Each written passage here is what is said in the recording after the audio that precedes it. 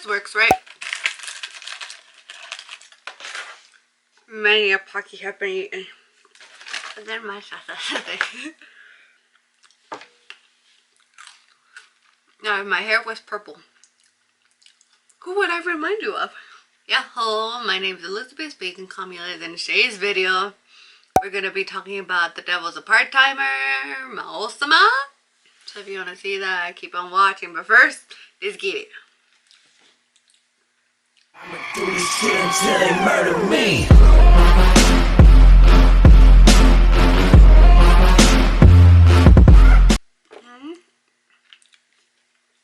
Either way.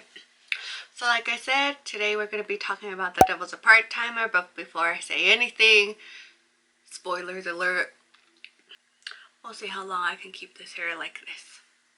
You see, my hands are all purple. My hair isn't.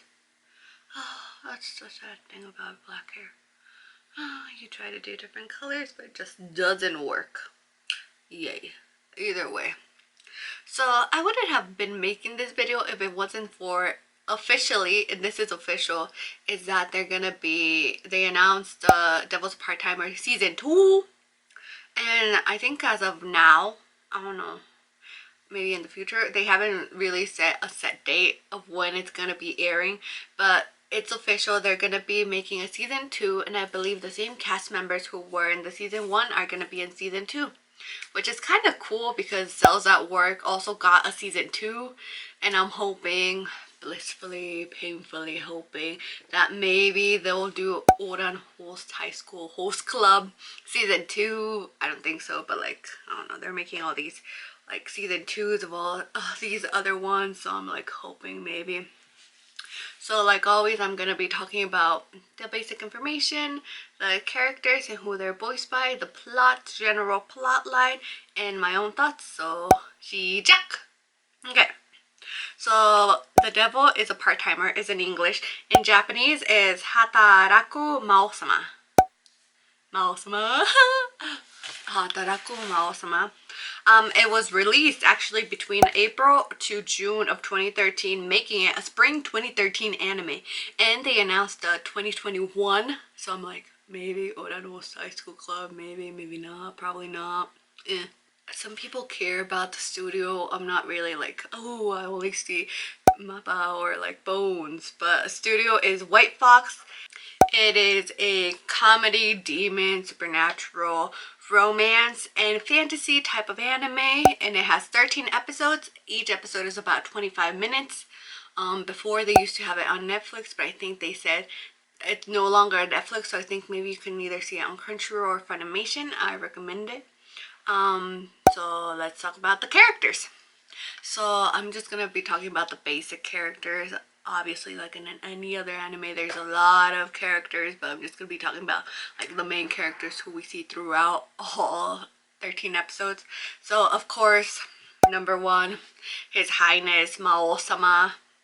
So he is voiced by Osoka Ryota, who has been in Haikyuu as Akashi Keiji, and Maō-sama is basically the Demon King in Inte Isla, but in the Japanese world, in the human world, he is the shift manager at McDonald's. Then we have his loyal, like, second in command, his loyal house husband, as he calls himself, Ashiya Shiro. And he is voiced by Onoyuki, who has been in Kuroko no Basket as Kagami Taiga. Shiro Ashiya is basically Maō-sama's, like, his demon general. He's like the second in command. He is extremely loyal to Maō-sama. He is a self-proclaimed house husband, and he basically he doesn't have a job. Maō-sama is the only one who has a job, but his job is to research places where they could potentially find new power for them.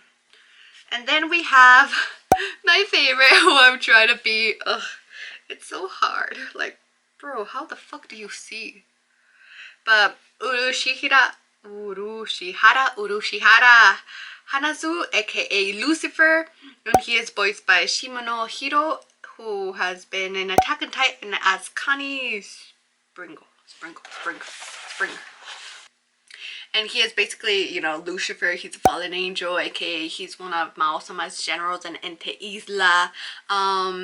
He is a hikikomori, which is has like kind of like a knee. He's very socially awkward. Like he got scammed in one of the, I think on the last episode, because he was like very socially awkward. Like, don't call me lazy because I'm over here producing carbon dioxide, not carbon monoxide, you know, like that type of thing. He's like he's like 18 years old, so like a teenager, very like gaming and stuff like that. Then we have Yusa Emi, who is voiced by Hikasa Yoko, who has been in K-On! As Akiyama Mio. And Emi is basically the hero Emilia in Ente Isla. She was the one who basically, you know, like saved the humans from Maō-sama and his demon generals taking over Ente Isla, and she, you know, thwarted his plan of taking over and enslaving the humans. In Japan, in the human world, she is a call center agent, and she is a angel slash human hybrid. So she's not entirely human, but she's an angel. That's why she could be the hero Emilia. And then we have Kamasuki Suzuno, who is voiced by Ituo Kanae, who has been in Sword Art Online as Yui. And she is basically Crestia Bell in Ente Isla, and she is chief of doctrinal corrections council services under the Church of Ente Isla. So like she works for the Church of Ente Isla, so whoever defies the church, she goes and whacks them with a giant hammer. And then finally we have Sasaki Ichiho. She is the only human in this anime from the human world. She is not from Ente Isla. She is voiced by Toyama Mao, who has been in Youth Romantic Comedy. My Youth Romantic Comedy Snuffa. As Yui Yugihama. And she is Mao's friend. She has a crush on Mao. She works at McDonald's. And she's in the archery club, which we never see except in the entry, which I think will have to do with season 2, but you know, whatever. The plot, the general plot. So, striking fears into the hearts of mortals, the demon lord Satan begins to conquer the land of Ente Isla with his demon army. However, his efforts are foiled by the hero Emilia, forcing him to retreat through a dimensional portal. Along with his loyal General Asiel, they find themselves in the archipelago of Japan. Mao-sama grows determined to climb that corporate ladder and become ruler of the earth, one happy customer at a time. So basically, all of these people except for Chiho, they were in this magical land called Ente Isla, which is kind of like another world. But Mao-sama was trying to conquer everyone, and the hero Emilia stopped him and made him retreat through a dimensional portal. So he and Ashia, who is his loyal, like I said, second in command, went through that dimensional portal and landed in Japan. Now, the first episode, you see basically all that, and they land in Japan, and like officers arrest them because they're speaking a foreign language, first of all, and they're like get up, so they all have like their capes and everything. So the officers think they're going to like an anime convention. So all that, which I think is hilarious, and they arrest them, and they just like are like, you know, we want to ask you some questions. So they go, and Mao-sama uses his power and sees that, okay, we're in Japan, we have no power. How the heck are we gonna survive in this world? So after some like mind reading, mind controlling the officers, Mao-sama like learns that you need health insurance, you need like to buy rent, you need money, you need A, B, C, and D. So both him and Ashia get all this, and they start living in this little 1-bedroom, well, not even 1-bedroom, I think it's more like a studio apartment with both him and Ashia. And he starts being as a regular employee at McDonald's. Now in McDonald's is where he meets Chiho, and Chiho's like, oh, Mao-sama. She is like super in love with him. I mean, you should be. But like, yeah, she's super in love with him. And Ashia used to have a job, but like, I guess he was terrible at it or something. So like, they quickly find out that A, they have human bodies and they need to eat, B, they need money, and see, like, they wish to return to Ente Isla to go and conquer the rest of the whole world that they couldn't conquer. So they start working, they start doing that, and they start, Mao-sama kind of like puts Asha to research and be like, so find in this earth, not just in Japan, but on earth, if there's like any magical sources for us to, you know, replenish our power. Because they are demons in the end. So they do all that. Mao-sama eventually, like very quickly actually, becomes the shift manager at McDonald's, and on his way, I believe, to his job, he meets Emilia, and she's like, oh, you are, you know, Mao-sama. And Mao-sama looks very different from his like demon form to his like, human form. And she tries to attack him, and after like some like scuffles here and there, he's like, I'm gonna be late for my job. So like he leaves her, and she's like befuddled because, huh? Why would you care? Why would the Devil King, who threatened to enslave everyone, care about his shift? But, you know, he's a very loyal McDonald's worker. And yeah, so after all of that, we find out that she is a call center agent, and she like wants to kill him. She's like, I need to finish my job. I need to finish this. So she tries to kill him multiple times. It just doesn't work. And then we see that Mao-sama gets power. He is able to get power because of people's fears, worries, and concerns. So there are multiple instances. So one is like underneath in an underground mall. The second is like an amusement park, and because people are freaking out, that's what gives Mao-sama power. But what Emilia can't understand is, why is he using this power to help people? To, like, in the underground mall, he holds up buildings and he saves people. She doesn't understand, like, what? Aren't you the demon king? Like, what are you doing here? What are you doing here? And all that. And then we meet Lucifer because we figure out that the church of Ente Isla is corrupt. Like, that shit is corrupt. They told everyone that, oh, Amelia is working with Lucifer. Not Lucifer, with Mao-sama. And like we figure out that Lucifer appears, and he's like, doot, because he calls Amelia at her workplace because she lost her wallet.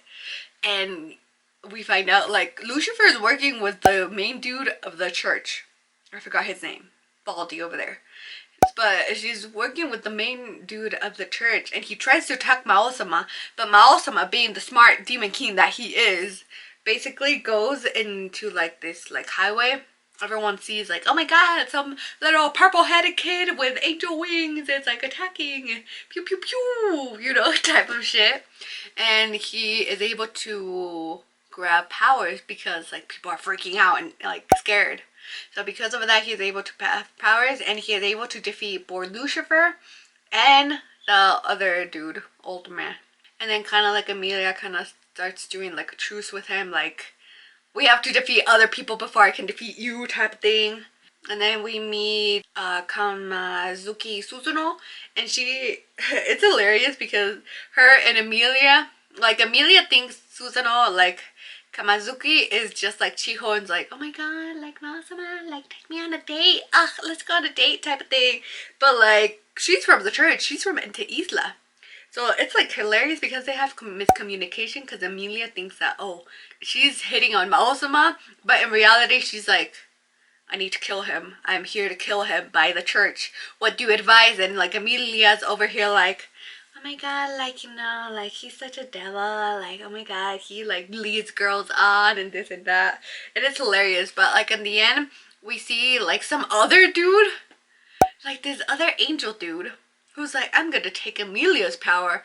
And because of that, Mao-sama again is able to again gain all power and defeat him and save Emilia and kind of like change Kamazuki's mind. But throughout all the anime, it's like, why would this Mao-sama, the Devil King, be helping people? Like, you were enslaving people in Ente Isla, but why would you be helping people now? Like, what? That's like the whole like thing that Emilia doesn't get. Like, she comes from a land where the Demon King and his generals like fucking destroyed everything, and she had to be the one to stop him. She had to be the one to corner him and make him like escape through that dimensional portal. So she doesn't understand, like, you're the Demon King, you have all this power, why aren't you like trying to conquer the world? And like Chiho, I like Chiho because she's like, I don't, you say this thing about Maosama, but the only thing that I've seen about him is him helping people, helping me at McDonald's, you know, leading me and being able to teach me how to use the ice cream machine. But also I've seen him help people, like in the when they went to the amusement park, while all the alligators were coming, Maosama used his power to like, okay, go back, alligators. So as Chiho's like, from where you are in Ente Isla, he is the Demon King, but here in Japan, he's just like, I don't know, not the Demon King. He's a nice person.